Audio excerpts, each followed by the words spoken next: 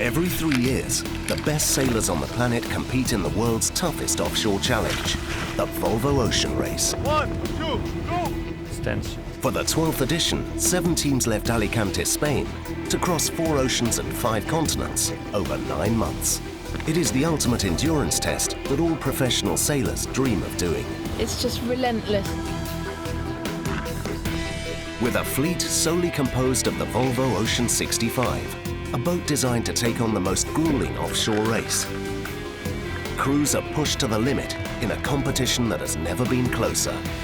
Battling 24/7, fighting storms, and defying the worst that Mother Nature can throw at them.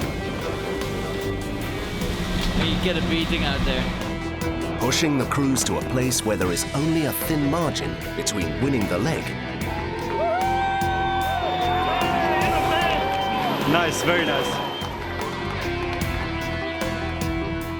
or losing it all. Holy shit, I can't believe this. I can't actually believe this happening.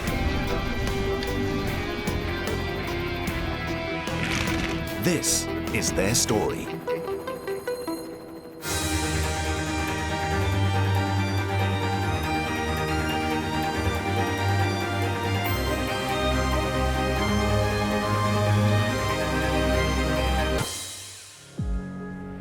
The Volvo Ocean Race is the most extreme offshore race on the planet. With over 40 years' history, the race has developed a unique way to keep in touch with its fan base.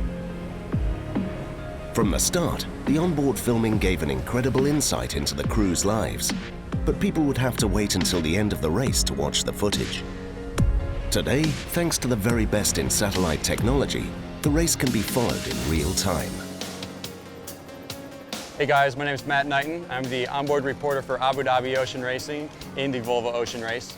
Behind me is the Volvo 65, a ZAM, where we live and work for the entire duration of the race. I'm going to take you on board and show you how the media systems work so that you can see how we get all the pictures off of this boat onto your TV screens.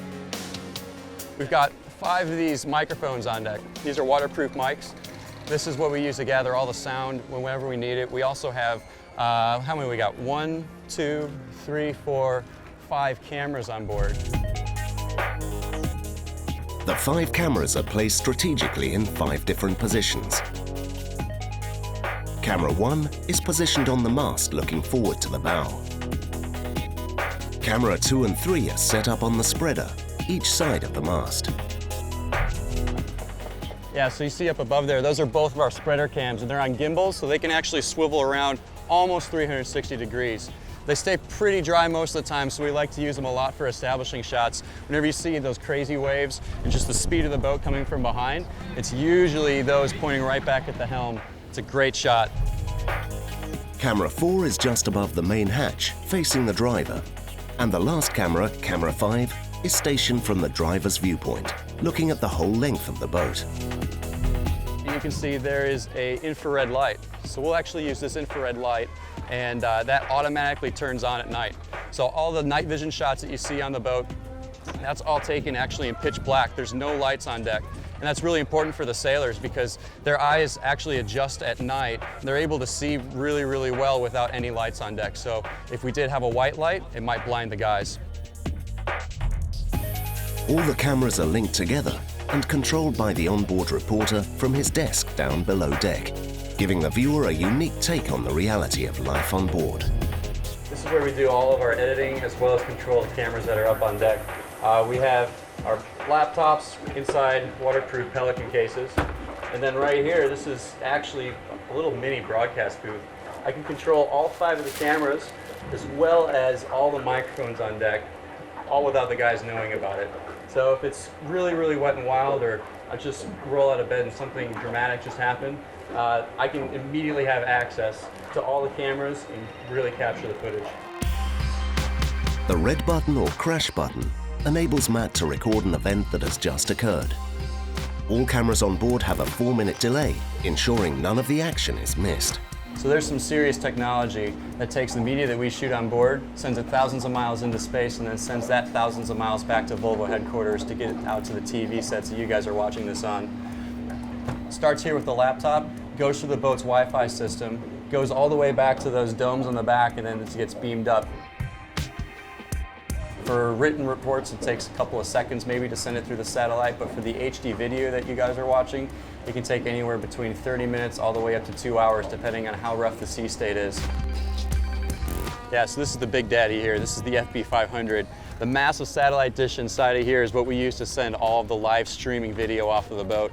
It shoots it up thousands of miles into the sky to the satellites and then straight back down to Volvo. And that's how it's possible to follow the teams as they race through some of the wildest places on Earth, like Cape Horn.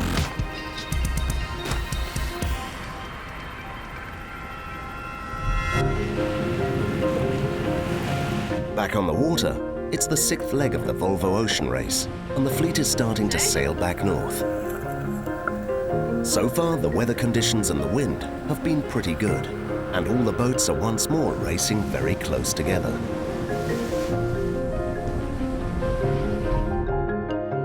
Leaving Itajai, the fleet heads straight offshore, trying to take advantage of the ocean breeze. Each team fighting to be the first to reach the southeasterly trade winds.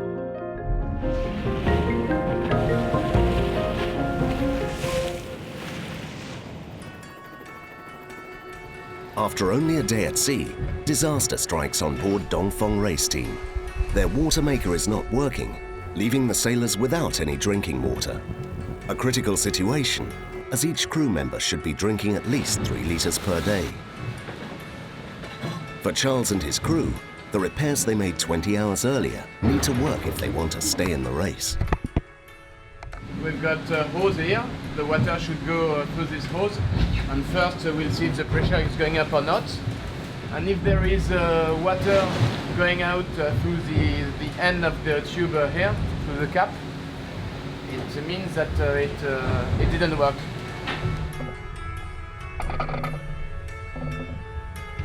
Three, two, one, ignition. C'est un bon croyeux. Even if it's working right now, it's a bit early to celebrate because if it works for a few days, it may not work for 10 or 15 days. So let's wait to see how long it will hold on. Ah, it's true. There was a rumor that the water maker was working. I didn't quite believe it until now. It's a lot easier to pump that than to pump the hand water maker. Very good job by the guys. It's great news for the Franco-Chinese team as they're pushing even harder. But they're not the only ones in a celebratory mood. So the sun has just risen and we have a senior citizen on board today. Will turns 50. So we're gonna see how sharp he still is. Alvimedica, we see that we have a closing CPA with you in 31 minutes. Yeah, this is Alvimedica. We don't have you on AIS. Can you give me a range and bearing from you to us? Alvimedica geriatric. Yeah, go ahead. Please state your intention. Yeah, look, as I said, we do not see you as a sailing vessel. Our current intention is to stand on it. Roger that, Captain. We are a low-budget cruise line offering senior citizen discounts. Do you have any 50 and older crew members on board come back? As soon as he said we're a low budget, so on and so, I looked for the hand, which wasn't there. Depends which time zone you're in, almost. The reality is, it is a significant milestone, I guess, halfway through your life, maybe, depending on how long you're going to live. I feel pretty lucky to, at 50, still be engaged at the top end of the sport, flying my craft in the Volvo Ocean Race. Luckily for me, navigators tend to get better with age, and so I've got a few more years left in me. I got him! I even had him! quit fooling around on the radio. This is a serious race. Good to see someone still enjoying their youth at 50 with a bunch of us. He's a top bloke.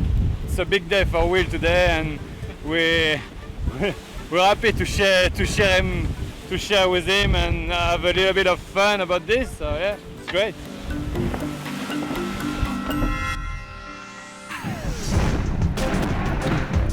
A few months ago, Team Vestas Wind underwent a serious setback when their boat crashed into a reef in the Indian Ocean. Since then, the shore crew has managed to save most of the boat and beat the odds in bringing it back to Europe from Mauritius waters via Malaysia. To be quite honest, I think it's gone exceptionally well. I mean, everything we've come here to do, we've actually achieved.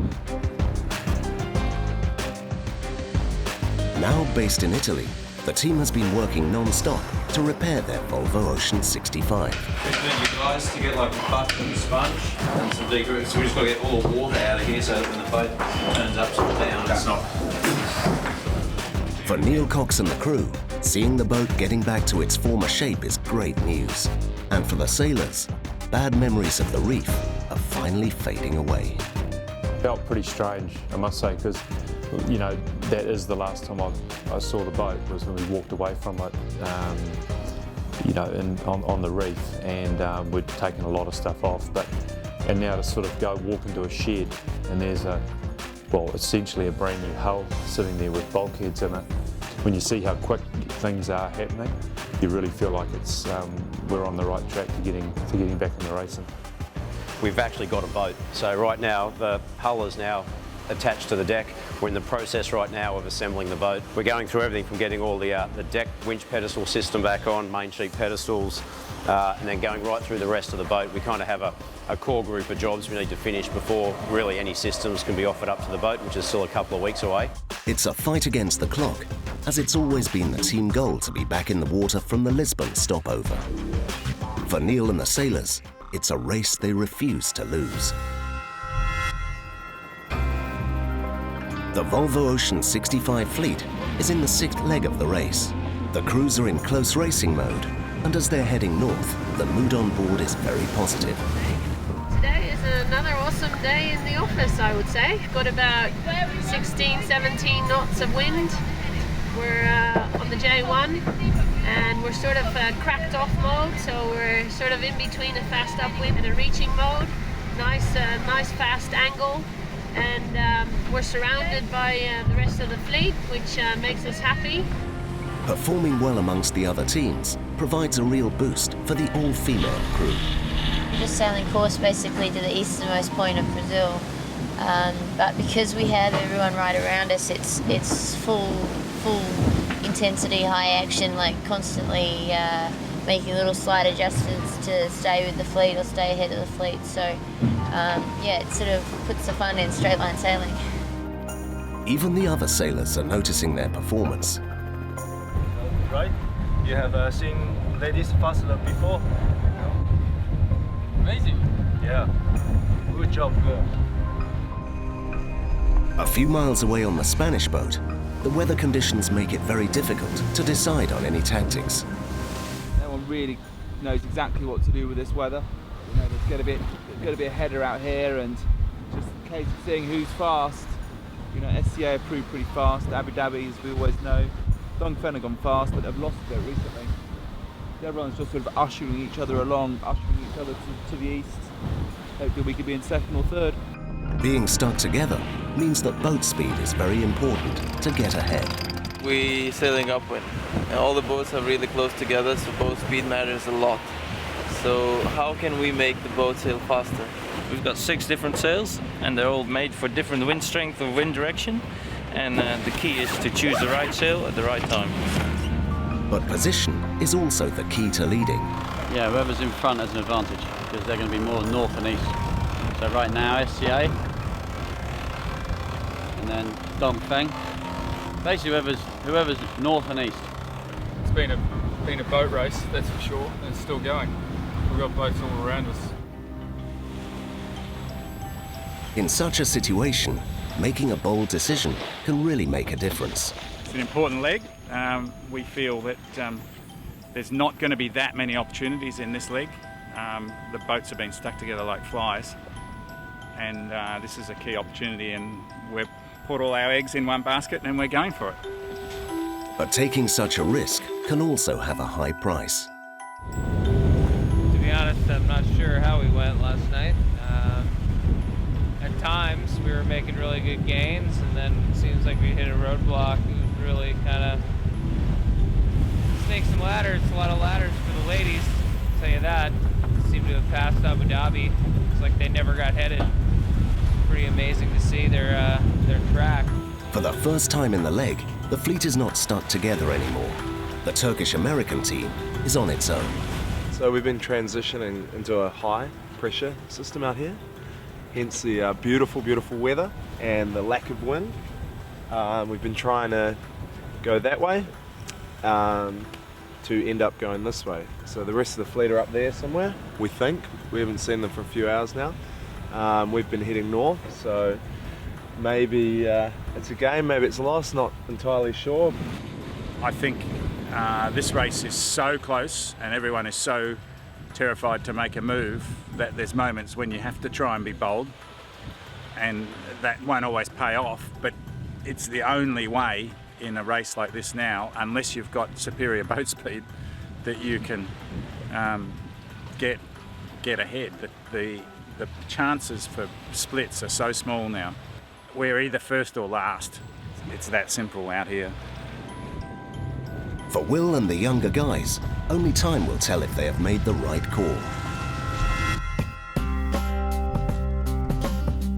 As the fleet moves ever closer to the next stopover in Newport, Rhode Island, on the other side of the United States in Hawaii, preparations for Team Alvimedica's homecoming are well underway, and in particular, for Hawaiian-born sailor Mark Towill. Mark's proud parents, Crystal and Rick, had no idea their son would one day successfully circumnavigate the globe in the Volvo Ocean Race. We are not sailors, and in fact he got involved in sailing as a result of us looking for a child care option for him during spring break when he was about 9 years old.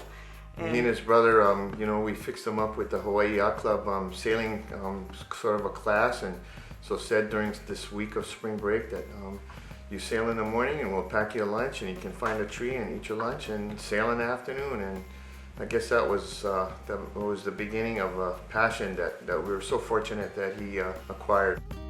It was soon obvious that Mark had been bitten by the sailing bug, wanting to buy his first boat so he could compete in competitions. Rick and Crystal encouraged him to work for the money he needed, and when he had saved enough, they gave him his savings and watched him negotiate with a boat vendor at the local yacht club. He was over there looking that boat up and down and looking for every little flaw there was, and so we got home here, and it was dark by then, and the lady had given him this bag of sails, and so he, not even 10 seconds in the driveway, the floodlights go on, and he's dumping these bags out on the lawn and spreading these sails out, and the mainsail just had these like 2 or 3 just major rips, duct tape and all this kind of stuff, and he just had this total buyer's remorse meltdown.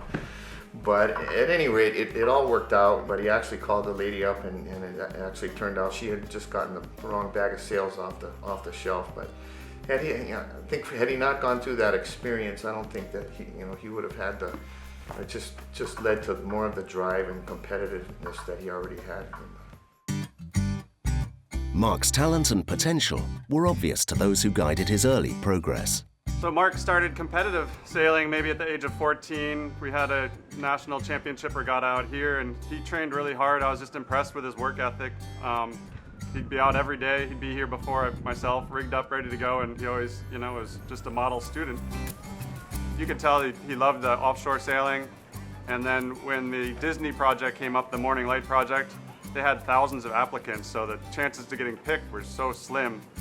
The Morning Light project was the brainchild of Roy Disney, a keen sailor who bought an ocean-going yacht and sought out the brightest young sailors in America. His recruits were trained to the highest standards and then funded to compete in the 2007 Los Angeles to Honolulu Trans-Pacific Yacht Race. Of the 15 sailors chosen, Mark Towill was the youngest of them all. It was also where Mark met Charlie Enright, another young sailor who was to remain a firm friend. Stan Honey and various other people came and coached them, And one of the issues for that was that they had just come off the Volvo race, and so that's all they talked about. And that was the beginning, I think, of Mark and Charlie just really deciding that this was going to be their goal and their objective. And then when he graduated from college, just told us that, you know, it'd be easier for him to have his own team, and he had a greater chance to do this race if he did it that way than to try and get on somebody else's team and get hired by someone else. So it was a lofty goal, and I will have to admit, I didn't think he would have accomplished it, but we're very, very proud. Against the odds, Mark and Charlie did manage to set up their own team. Alvimedica's arrival in Newport will not only be emotional for Mark and his family, but also for skipper Charlie and his wife Maris. Charlie and Maris are having a baby, and so I'm sewing them a baby quilt made out of the Alvimedica t-shirts and then photos from the race, and lots of orange because that's Alvimedica's colors. And there will be plenty for Mark and the other crew members to look forward to as well. I made each of the team members a lei, which is a Hawaiian tradition that we give out when people either arrive or depart from us, and we'll be at the dock with the leis, and it has some extra treats on it for all of the teammates. While arriving into port is always special for the team, for the young Turkish-American boat, coming to Newport is going to be even more significant.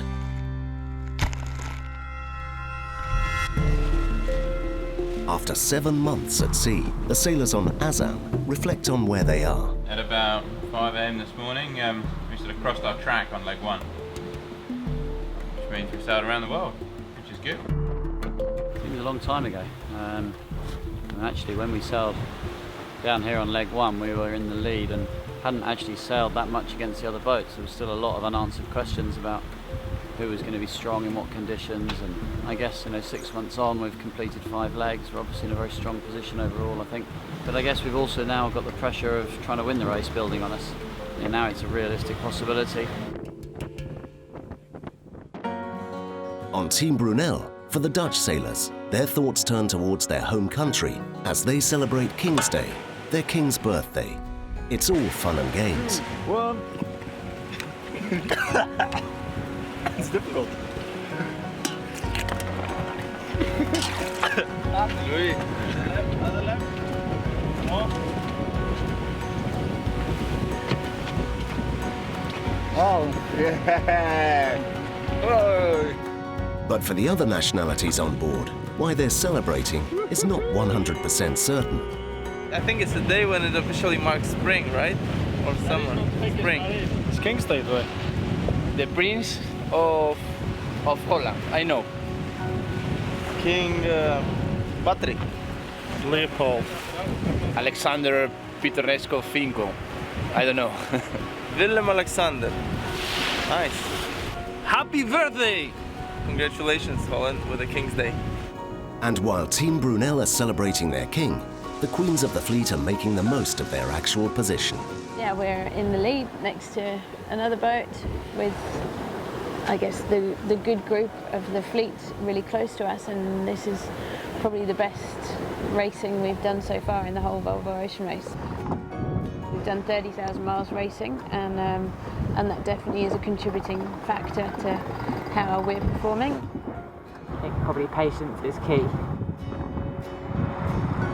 It's nice when we're in front. There's a long way to go, and it's just business as usual and keeping the focus and keep working hard on our boat speed with all our angles of sail and everything that comes up to challenge us along the way. With thousands of kilometers to go, the all-female crew will have to fight hard to maintain their hard-earned lead. Next week, Team Brunel onboard reporter Stefan experiences the Bermuda Triangle firsthand. Guys, where are you guys? Guys! And the fleet is slowed down by the local environment. Look at it. There is a lot of seaweed in the water, so we pass all the time to bear away to clean our rudder.